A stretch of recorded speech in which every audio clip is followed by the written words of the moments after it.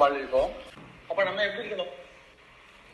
நம்மளையும் பாதுகாத்துக் கொள்ள வேண்டும், அடுத்தவர்களுக்கும் வாழ்வளிக்க வேண்டும். அதான் வாழ்வோம் வாழ்வு. ஞான வெளியில முதல் தாரக மந்திரமே அதுதான், வாழ்வோம் வாழ்விப்போம். இந்த வாழ்வோம் வாழ்விப்போம் எப்போ உங்களுக்கு உதவும்னா, சும்மா வாழ்வோம் வாழ்விப்போம் வாழ்வோம் வாழ்விப்போம்னு சொன்னா ஆகாது.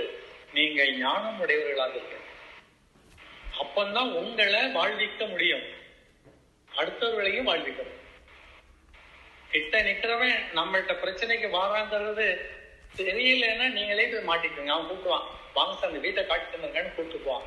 ஆட்டோல ஏறி உட்காந்தீங்கன்னா போயிட்டே இருப்பான், உங்களை கடத்திட்டு போறது வந்திருக்கான்.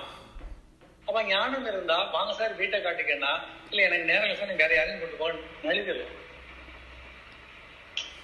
எளிமையா மாட்டிட மாட்டோம் இல்லையா? அப்ப என்ன வேணும்?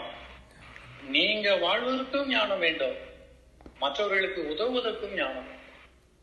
அப்போ ஞானம் தான் இங்க ஆளுநாள்.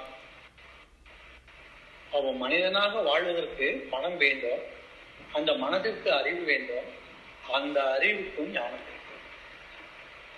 இதை பெறுவதற்கு குரு வேண்டும். யார் வேண்டும்?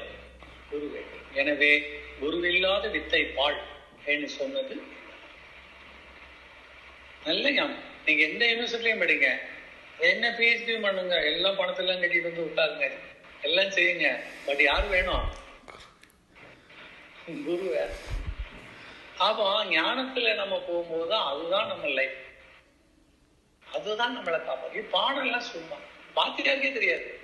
ஏமா புக்கில் இருக்கிறத சொன்னேன், நானா எழுதுனேன், எனக்கு என்ன தெரியும் ஏன்னு சொல்லிட்டு போயிடுவாங்க. ஆனா ஒரு குருட்ட அப்படி இல்லை. ஒன்னு சொன்னார்னா அங்க இல்லைன்னா கூட நடக்கும். இதுதான் மெய்.